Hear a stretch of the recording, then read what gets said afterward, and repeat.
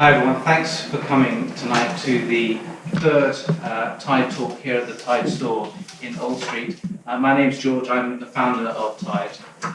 Tide, as you know, is a small business banking service dedicated to saving small businesses time and money. And we're aware that there's lots of other considerations that people have in running their small businesses as well.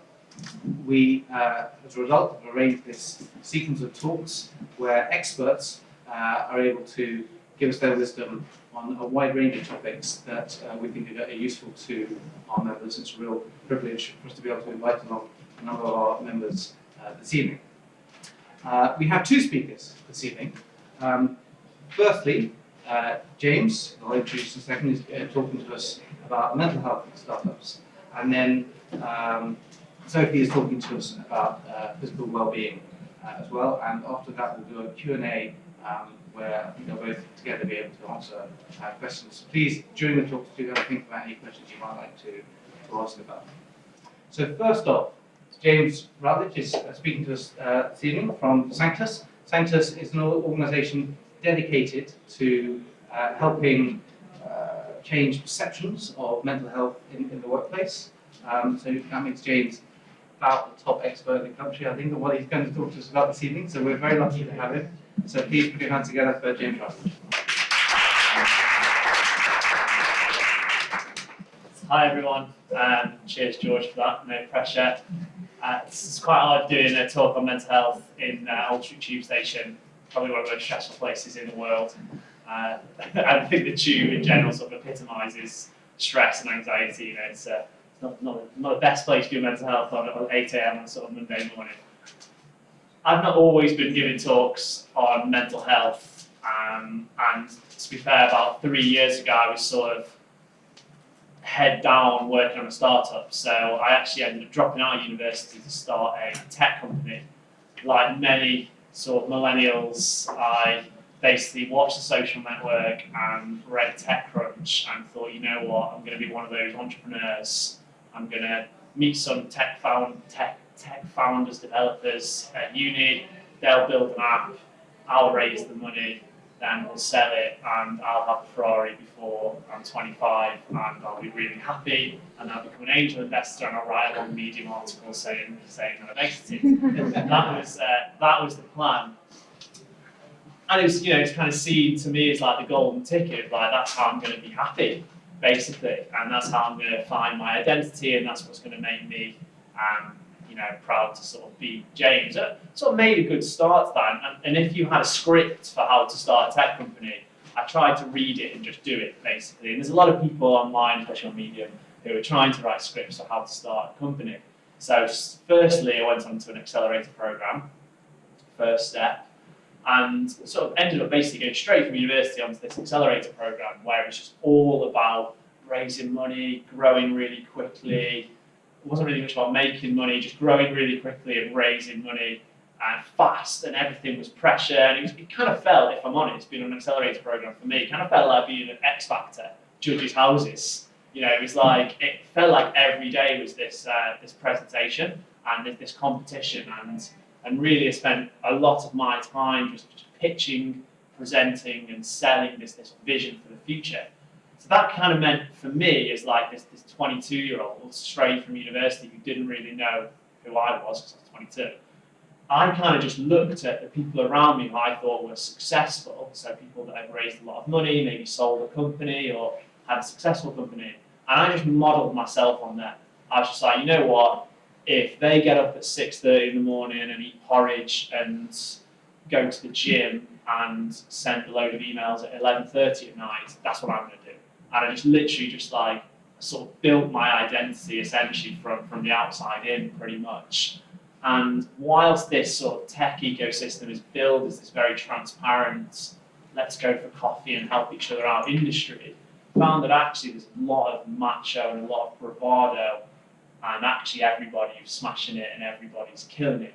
And it was really, I found it really difficult to cut through the noise. Like everyone was doing well, so I was just doing well. So if someone asked me how things were going, I'd be like, yeah, I'm fine, we're smashing it, we grew 30% last month, things are really good. And we actually managed to raise quite a lot of money. We raised, 600k in a few years. But really, our business was like rotten at its roots, to be honest with you. We didn't set out to solve a problem. We just wanted to do a business because that was going to make us look good, basically. I just did it for my ego. I wanted the logo with the office on the office with the logo on the wall. I wanted to look good and have a startup. I didn't want to solve a problem that I was passionate about. That's not why I'd done it. And as a result, because of the world I was in, I just developed this front, basically, this front that was just constantly pitching and constantly selling. And over the course of 3 years, I just basically never let anybody in. So, I'd never show any sort of like vulnerability. I'd never open up at all. I'd never admit any challenges that I was facing. Even though I was 24 running a company that just raised however many 100k, I felt a lot of pressure from the top down and from the bottom up from my employees. I never ever shared that with anyone. So I really felt quite isolated for a long time, but didn't say that to absolutely anybody. And our business had lots of investors and lots of advisors, but they weren't impartial. They were advising my business, not me. So I very much felt lonely, pretty much. Like I had no one to talk to about like how James was actually feeling. So it got to about 3 years in, and like I said, there was no sort of real north star for the business, so it sort of pivoted all over the place. And when I say pivot, I basically mean that we just changed what we were doing 3 or 4 times from feedback. So if someone said, why don't you try this or whatever, we would just try it and just soak up like a sponge and just do whatever anyone told us, basically, without any sort of vision of our own. And the business had pivoted into a business that I wasn't really happy with, to be honest. It was a business, it was in the advertising industry, not an industry that I'm overly passionate about or have any sort of experience in. So sort of 3 years in, and I've tried to chase this dream of, startup grandeur. And I've ended up working on a company that I actually ended up owning less than half of, and I didn't really care about the industry it was in. Making money, profitable, only a team of 4, loads of cash in the bank, but just not fulfilled whatsoever.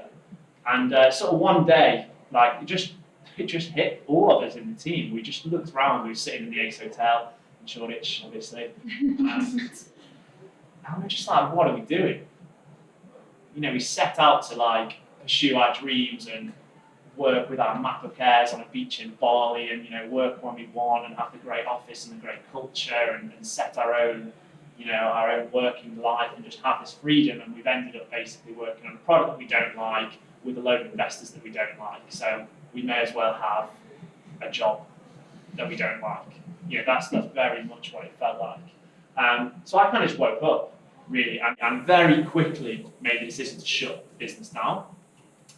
And basically, as I shut the business down and went on this process of liquidating the company, I was pretty much dismantling this identity that I'd built of myself for the last 3 years. So for 3 years, I've been James, the university dropout entrepreneur.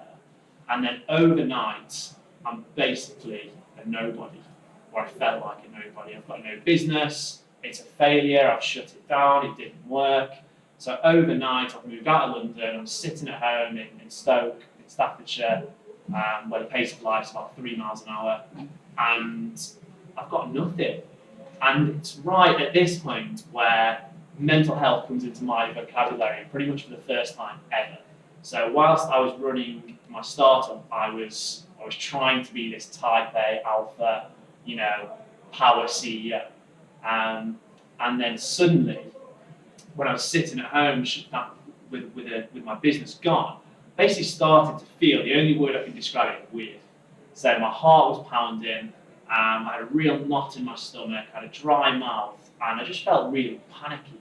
It's the only way I can describe it. Now, looking back, that's anxiety. I know that now, but at the time, I had no idea what I was feeling.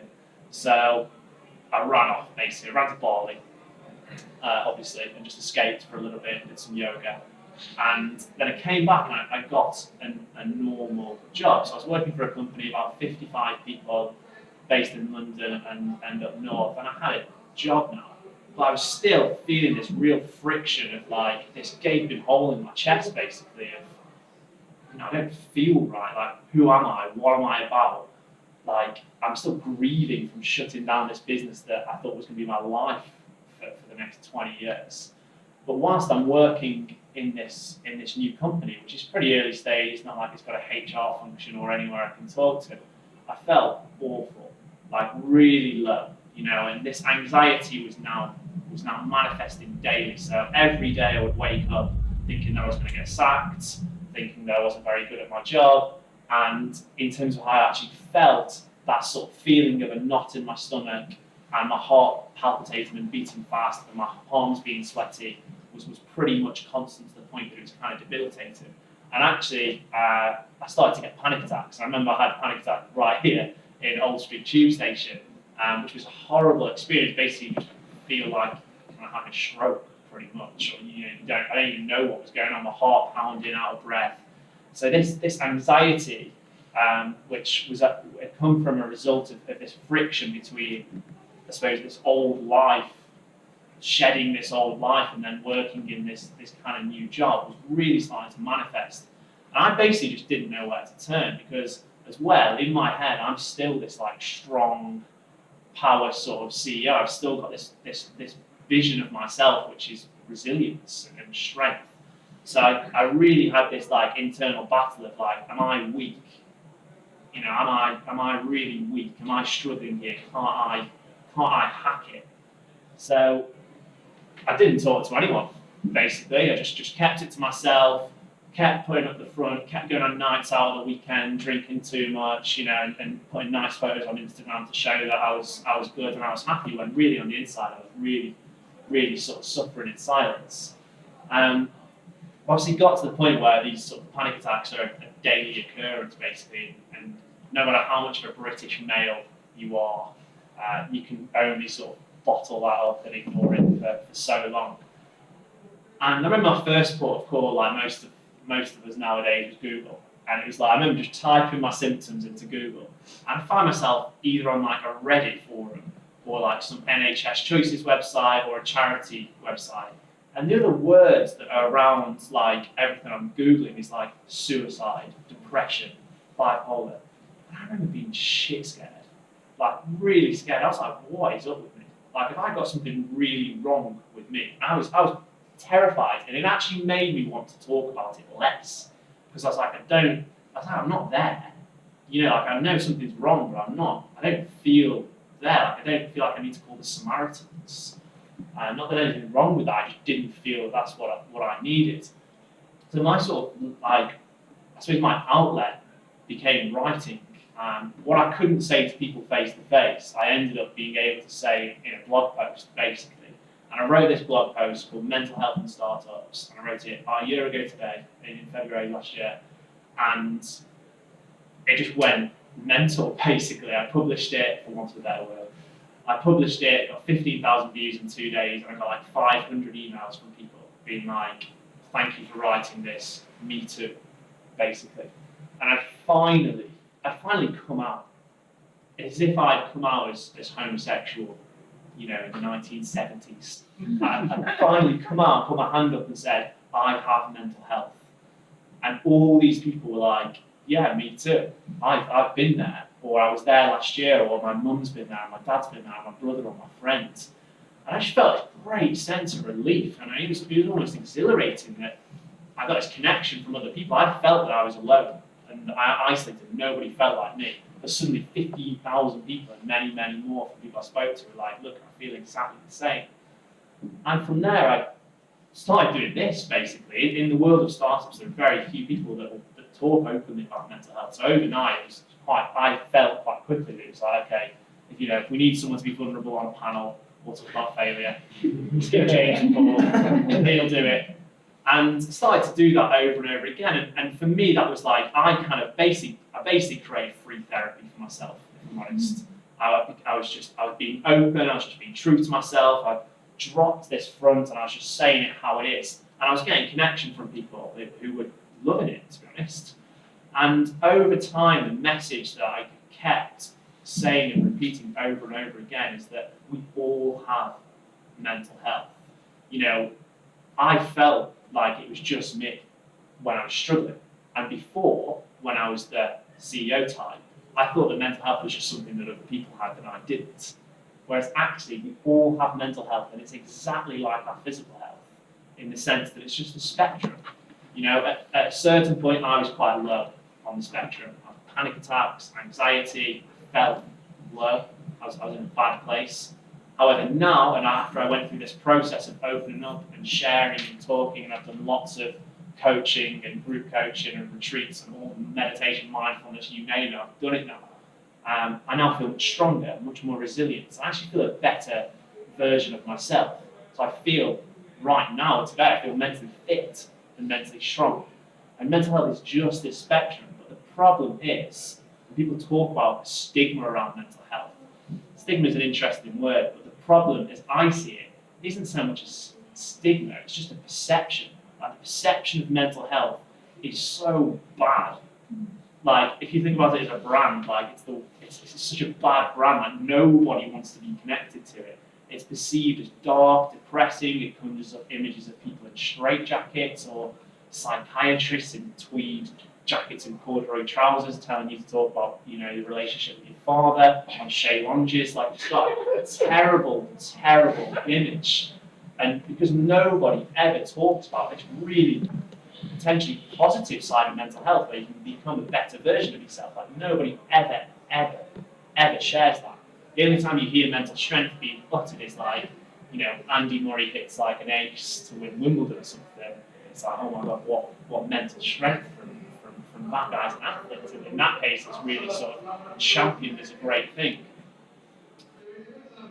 So I basically kept sort of championing this mission and saying this message, and what came out of that was actually me ended up starting another company called Sanctus, whose mission is to change the perception around mental health, and with a really big vision one day of putting a mental health gym on the high street, you know, a place we can actually go to work out mental health like we do our physical health. That's kind of transformed into working with businesses to help them create and start a conversation around mental health, and we put Sanctus into the workplace for people to use like a mental health gym subscription, essentially. But I don't want to stand up and sell and pitch Sanctus, and to preempt the one question I get asked every single time this talk is, what's the one thing that I can do to sort of invest in my mental health tomorrow or today? You know, we like action, don't we? And it's quite simple, really. There's one big problem with mental health, and it's the fact that nobody talks openly about it. So if you're looking for one thing to do to improve your own mental health, then the first place to start would be just to talk about it. And I don't mean share how you're feeling if you don't want to, just even talk about mental health. Just even say the phrase mental health, you know, that's such a good place to start. So I hope that we can start by doing that tonight. And thanks for listening, and look forward to answering any of your questions as well.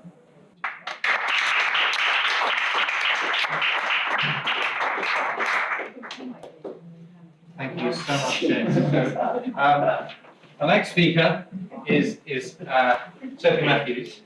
I have to pick up my piece of paper on this, and I was writing down earlier the sheer number of sports in which Sophie has competed at international level.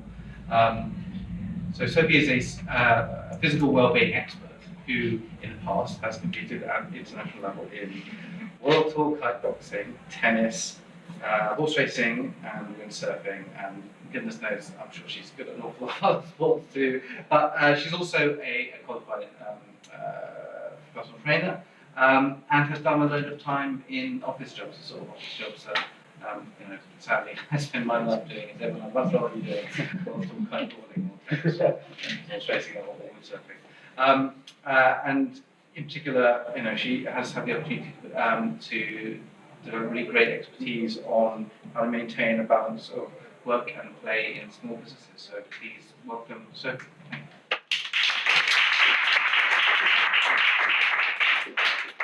Right, this is my first rodeo, so bear with me, and I won't be the second person to have a panic attack Tuesday. Okay, so there's a quote that I often find that makes me think a little bit, and it is from Gandhi, which is, "It's health that is real wealth, and not pieces of silver and gold." So nowadays it might seem a little bit outdated, but to me it sits quite well. The reason is that the real health of wealth is not what it enables you to do now, but what it facilitates you to go on and achieve, and not how it personifies you, but just your well-being and how it sets you off in a good path. So my name's Sophie. I'm a physical well-being enthusiast, and physical well-being has always been part of my life ever since I can remember. As George said, I've competed a variety of sports ever since I was 7 years old. At national level, international level, I've travelled the world, I've done international world tours. But yeah, although a successful athlete, I never really took to competition. That competitive aspect made me shy away, rather than other people who really sort of bit the bullet and just went for it and thought, you know what, I'm cut out for this, and this is what I want to do. So it might come across that I've been a bit flaky in my sort of sporting achievements and not really had any sticking power, but the fact of the matter is I got to a certain level where I had to commit more and compete and really fight, and I just didn't want it. So I then decided that I did want to work within the industry, but how was it that I could actually have sort of integrate myself into a position where I was then working and earning and sort of making a life for myself within the industry. So I started qualified as a personal trainer, sports masseur and nutritionist.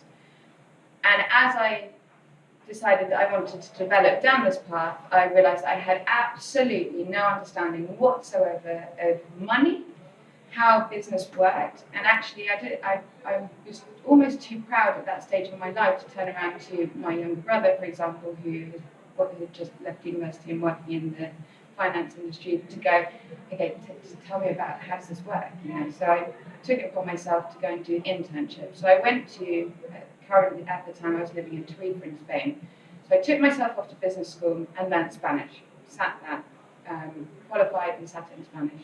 Went to do an internship in a finance investment management company in Gibraltar, where I sat my C for 1, 2 and 3. I did marketing and PR internship in London, then went on to Madrid to do it with their sister company there. I've worked in the modelling industry, and I've also been part of startup companies. So to me, throughout this whole process, having a great understanding of start to finish in different industries was really important to me. But how was I going to manage living the pace of lifestyle, achieving the things that I wanted to do, travelling the way that I wanted to travel, working from beaches in Bali, doing the sports I wanted to do, and not burn out? So I had basically pushed all extremes, both physically and mentally, and I feel that now I've finally found a balance of work hard, play hard. I now operate on my own. I operate my own freelance service. I operate from the road, and I help action, sport and lifestyle businesses brand, create content and build their image.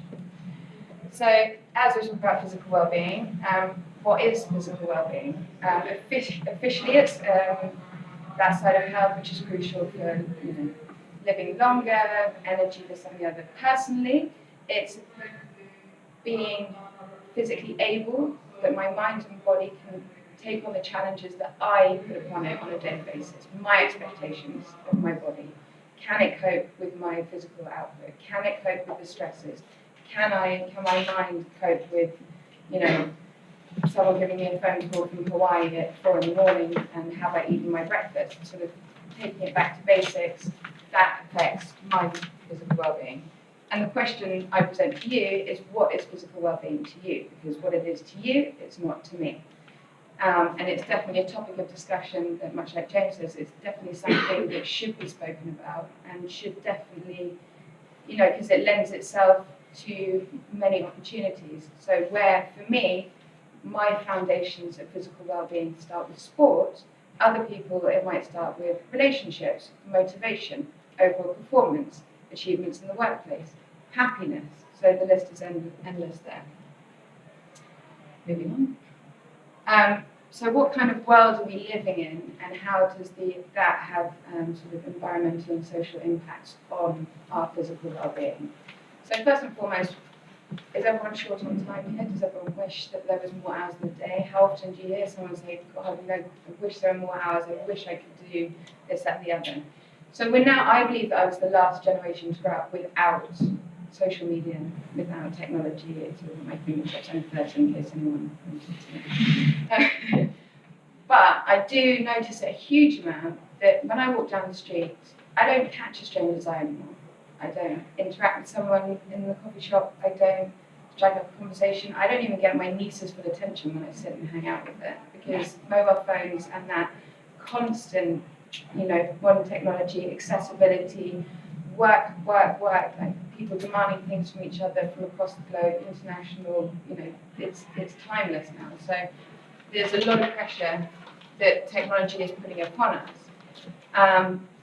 But where am I going with this? There's also like that feeling of always being available. So it used to be the case of, okay, a phone call, a missed call, an answering machine message. Fine, I'll call you back when it happens. So someone calls you, then they send you a text message, then they WhatsApp you, then they Skype you, then they send you an email, then if they can't get you there, then it goes to Instagram, Facebook, and it's endless. So there's that thing of, on one hand, you might feel like you're being really productive, and that it is having an overall effect on your output is making your physical well-being better because you're achieving more and you feel like you're communicating on lots of different levels. But actually, sometimes shutting your phone off, giving yourself that time to really think about what message you want to re-deliver back to someone, and being unavailable can actually gain respect from people who are trying to get hold of you, because they know that you're hard to get a hold of, they know that you're not often going to be there, but when they do get your attention, they might just listen to you a little bit harder. So there's that, but I do also have to recognise the power of technology. I bleat about it the whole time, and I moan about sitting across the dinner table with people on their phones, but I do have to recognise that it's played a fundamental part in allowing me a lot of business opportunities to operate on a global level. I recently completed a project from the grass hut in the Philippines last week. Being able to deliver whatever it is, wherever you may be, is something that I find contributes massively to my physical well-being. It's just you have to work out the boundaries that fit you as a person. That being said, I'm not telling everyone to sack off work. I think you can just keep going for it. Another thing that I think plays an important part in physical well-being is diet and nutrition. I've actually experienced firsthand the physical effects that a hard-working, relentless, fast-paced, very demanding, business life has on a person. My father, in fact, it was always on the go, 5 a.m. commutes, worked in bank, been doing it for 25 years, 2 heart attacks and 2 knee hits by the time he was 55. So that really, as we were sitting by his bedside and we were watching the bouncy ball, and when that bouncy ball stops, you know that you're in real problems. It was time to make a change for him. So, it used to be client entertainment and boozy lunches, and that's how the world used to operate. But he himself, and I think this goes without saying for a lot of people, it was more a case of time to educate yourself, a desire to educate yourself, and actually getting back something from educating yourself. So finding out what foods we're eating, finding out, what has a good effect, what has a bad effect on your body, and actually seeing results, because there's nothing more infuriating than doing something when you don't see results. So that, again being said, educating yourself. If you took to the internet and went diet, what comes up is endless. And there's new diets trending every day with social media and stuff like that. And it is important, but also it's very individual. So I can stand here and say, I do this, therefore you should do that. No, I don't necessarily agree. I think you have to find out what works best for you. It shouldn't be stressful, it should be enjoyable, and you should be able to integrate it easily from day one and then tweak it as you go along. The words like vegan, Atkins, paleo, raw, I don't know if there's any foodies in here, but actually most of them are elimination diets nowadays. So vegan stands for no animal products. Atkins, no carbohydrates. Paleo, nothing processed, raw. I mean, what would you say? But the fact of the matter is that unless you really choose to take a interest, and so you eliminate a certain thing from your body, you need to work out how you can counteract what your body needs with something else. And so many people don't. So if you choose to do something to an extreme level, take an interest in it, make it part of your lifestyle, and enjoy it. But the whole point of doing anything is when you're not doing it right. But yeah, and I appreciate people who take an interest in doing food prep on their Sunday nights, but that will never be me. So the advice that I could give on this one is look at some tips that can enhance our physical well-being that are healthy, scalable, and just easygoing. So 3 meals a day. If you want to snack 5, if you want to have a nut on the go, if you want to have your trail mix, avo mash, doesn't really matter, but 3 meals a day, easy starting point. Take an interest in what you're putting into your body. Speak to others. Speak to people in the workplace. Speak to your family. Speak to someone who maybe is working on a project with you. When you're eating, just take 15 minutes to eat it. Put your phone down. Process what's been going down. Use it as an opportunity.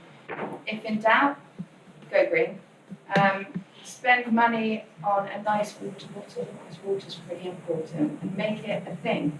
Like incorporate it into your lifestyle. And yeah, that's listen to your body, basically, and no matter what you're feeling, how big or small, acknowledge it, and maybe look into it. Because nowadays we're living in a world where people are lactose intolerant, are gluten intolerant, and there's nothing to be said that if you have a feeling or a symptom, take care of it, and hopefully it will contribute towards a better overall physical well-being. Health and fitness. As professionals, you should appreciate the importance of the message of knowledge is power. So again, educate yourself, find out what's out there, what's trending, talk to your friends. And fitness is like being self-employed. You have no boss. So just, it's up to you. You have to be accountable for it. It's, if you want to put it off, it's your fitness, it's your health and your things like that. But there's a huge amount of benefits. But what can we do? Again, in time short. So morning commute. Are you able to, if there's 20-minute commute on the tube, are you able to walk for an hour? Can you take a bicycle? Can you, is there any other forms of transport? Well, not forms of transport. Can you get yourself to work or make the most of the time that you're commuting? Multitasking. Again, referring back to modern technology, I'm not a huge fan of it, but if you're on a treadmill and you're making the most of your time, why not write the emails? Why not go for a walk around the park and dictate notes in preparation for your plan of attack for that day, or round up your thoughts for a meeting that you have, or just maybe do one with the other. If exercise isn't your thing, then maybe offset it with a bit of business and vice versa. Teaming up with colleagues over lunch, or maybe taking a look at doing an activity over a business meeting.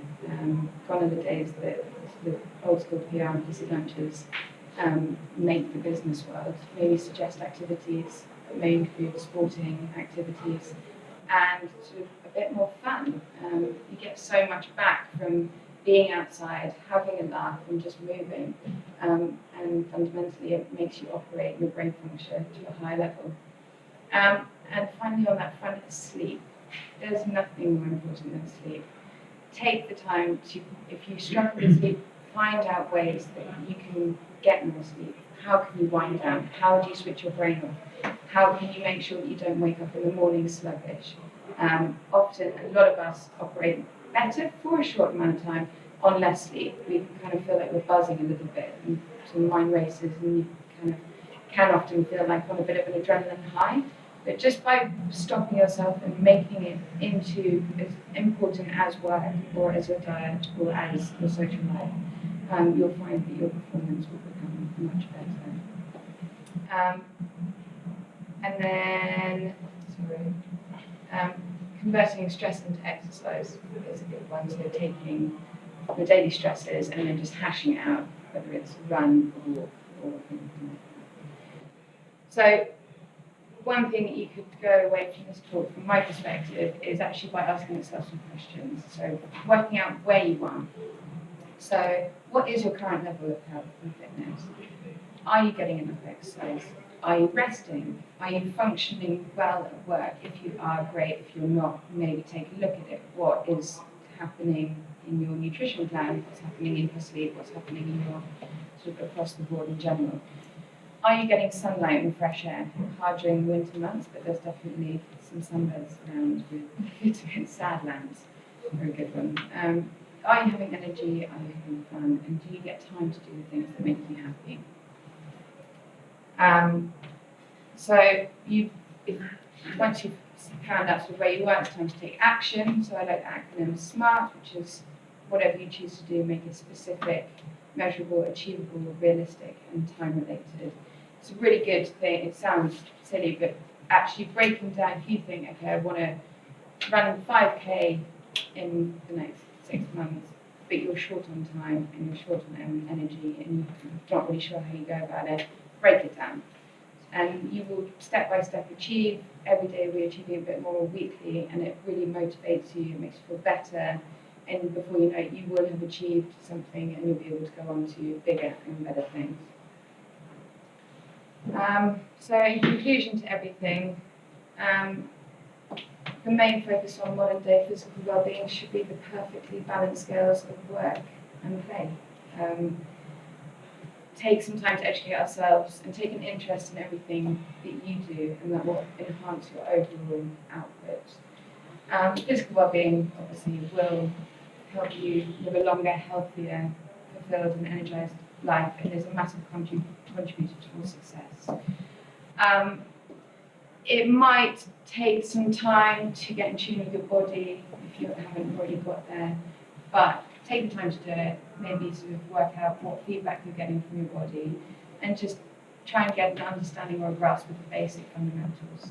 And remember, without discipline, it's almost nearly impossible to become successful. So thank you very much.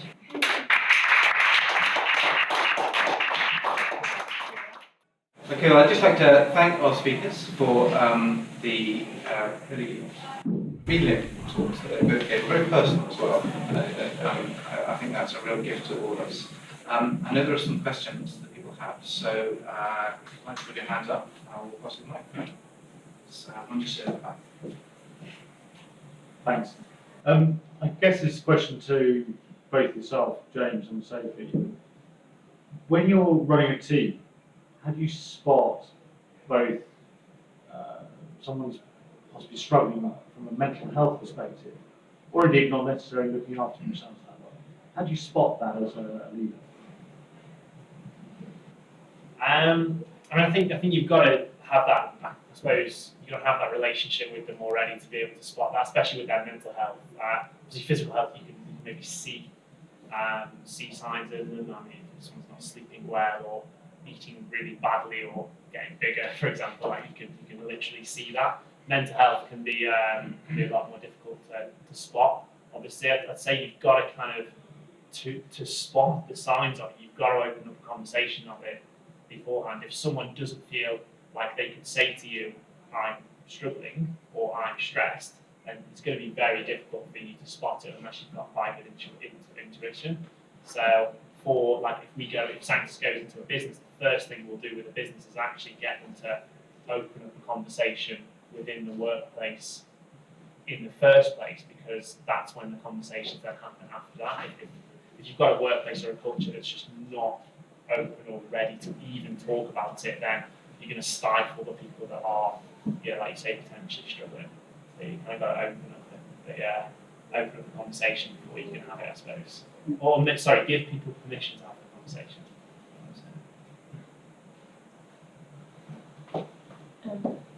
Hi.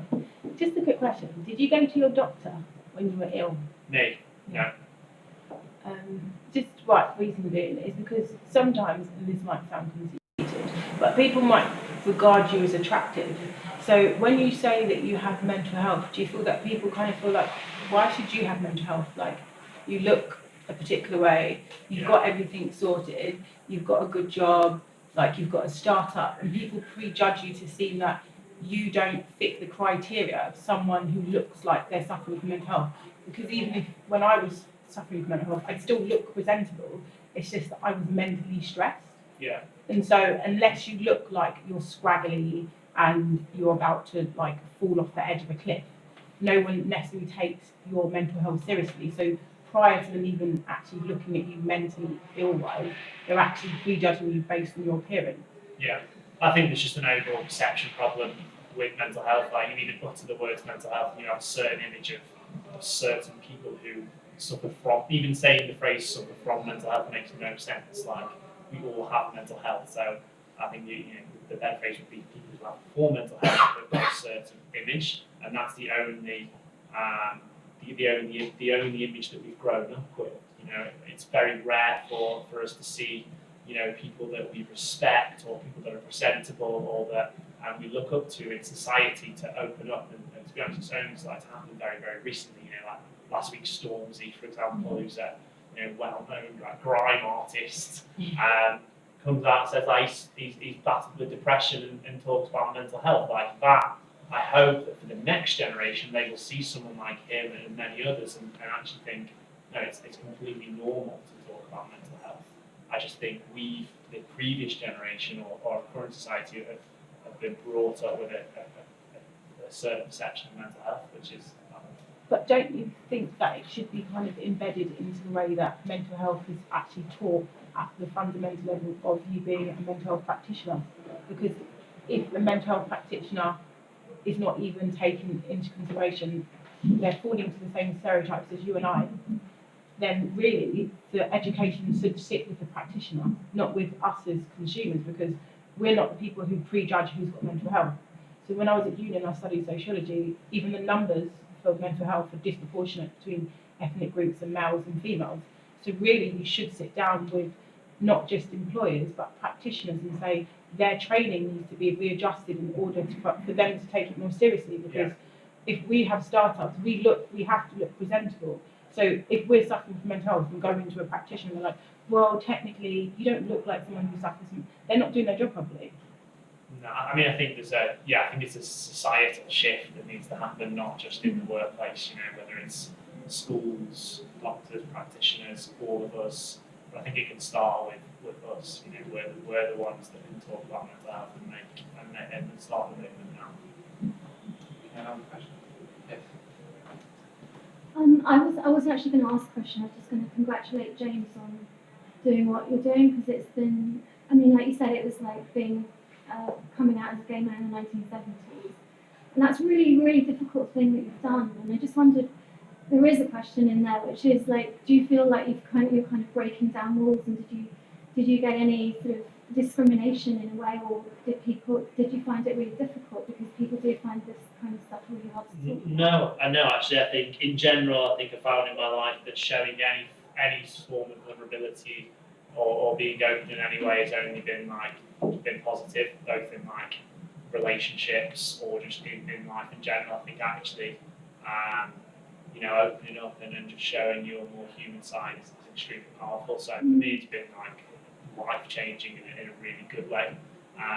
But it's been hard for me, like with my social, like my friendship groups, probably been the most difficult thing. Like a group of lads that expect, you know a certain James who goes out at the weekend and, you know, goes on the lash with the lad, you know, changing and not really doing that anymore. That's been difficult, but in general, it's only been a really positive experience, and that's the same I've seen for everyone else. Like anyone I know that's opened up and showed their more human side and talked about a time that they've struggled, or just genuinely been more open to admitting that they've had a hard time or whatever, they've usually had a really, really strong response, because it's just how you get rid of connection. But you will have helped them to do that by what you've done. I hope so. So, yeah, I hope so. you know, you deserve a medal, I think. I think what you've done is incredible, seriously. She got one. I have a question. Sophie, would you say that physical and physical and mental health in my mind are linked, like almost, for me personally, they're linked indefinitely. And would you say that physical well-being is invariably not a cure, but some sort of remedy for mental health? Yeah, I mean, for me, that's a no-brainer.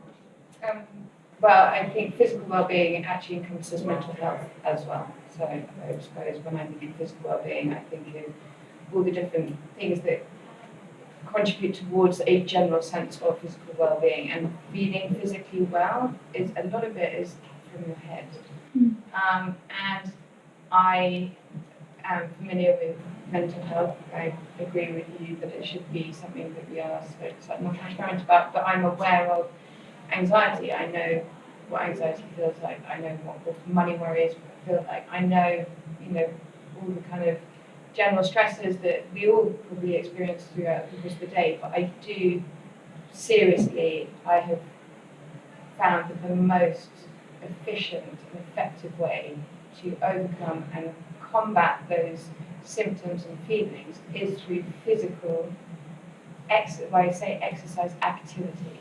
So whether that's going and shooting pool with your friends, or whether that is going and running 20k, or whether it's taking the time out, doing something that makes you feel good and getting the endorphins and stuff, but also giving yourself the time, uninterrupted time, to process the feelings, where it's coming from, what you're going to do with it, and which box you're going to stick it in. And then, after that you get home, you feel 5 kilos lighter, bit of a glowing face, and you're ready to go. But I do definitely agree that, I personally feel that mental health is part of physical well-being, and that physical activity can really help contribute towards mental health. Yeah, I would just agree. And what about taking that to the next level as well? What about with diet? Because you mentioned diet and also you mentioned exercise. So, yeah. So do you think diet also has a correlation to I think the way I see it is maybe, I just kind of see it as a big circle of well-being, and your mental health, your physical health, even your financial health. Yeah.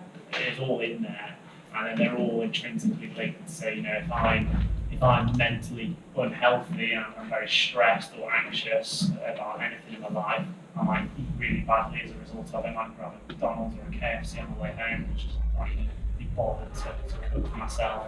I'm going to spend more money, I'm not going to look as good, I'm not going to feel as good, and then it all is a vicious circle, Whereas in the other way around, if I feel good about myself, I'm exercising, and that will hopefully alleviate some of my stress. I might actually make my own food, I save money. I do think that's another thing which is worth being aware of, so that's the way that I would also highlight that I would operate in a stressful situation in totally the opposite way, which is being a female and being particularly selfish and vain. Appearance to me is often the foundation to where everything, if I feel good and I feel like I look good, then everything else comes with it. But if I'm feeling stressed and that what makes me feel and look good falls by the wayside, then that cycle of eating badly, making poor choices, but it's not even making poor choices. It goes with, well, I'm not going to eat, or I'm only going to choose the most expensive thing. And so you're breaking the bank, you're not getting what you need, you're not sustaining. It's an unsustainable way of living. And it's kind of a form of self-punishment, which then it links back to mental health. And then, I agree exactly with what James was saying, but from another side of the coin, and it operates in both anti-clockwise and clockwise, is the only way that I can kind of describe it. I think we've just got time for one more question. Yeah, if no one else has one. One back. Hi. Yeah, sorry, it was one point question. The point was just, I find it very strange, or maybe you'd like to sort of take a moment to mention the effects of alcohol, which is something neither of you actually could mention, as it got a strong heritage. The other one was about Sanctus, I suppose about some measurements of success, as it were. But have you had any of your, any of the people you're working with change or leave their jobs because of the work you're doing? And do you or the employers see that as a success? No, but it's going to happen. I can't wait, to be honest. I think that's a success. Like if someone goes to Sanctus in their workplace and starts talking about how they're they hate their job and it's not for them, it's not fulfilling them, and they leave, then I think that's great, to be honest. And I think it will. You're absolutely right. It's 100% going to happen. And I think that's a good thing. Like, if I'm in a company, do I want someone working for me that doesn't actually like their job, that's not fulfilled? And if I'm a person, to get someone to quit and to get to the job. We had someone do it through who regularly came to Sanctus groups. They quit their job and now classic, they're a yoga teacher. So that was great. So yeah, I think it definitely will happen. And I think that's only a good thing. I think moving people towards a more happy and fulfilled life is the aim of the game, really. And I think that business can benefit from that in the long run. If business has got the right people who are all fulfilled and motivated working for them, then I think it's hard to quantify, but I think they're going to see really the results of it, really the rewards of it. Great. James and Sophie, thank you both so much. Unfortunately, that's all we've got time for. But are you both on Twitter? Yeah. so I'm sure they're both contactable that way. But yeah, just wanted to give our thank you.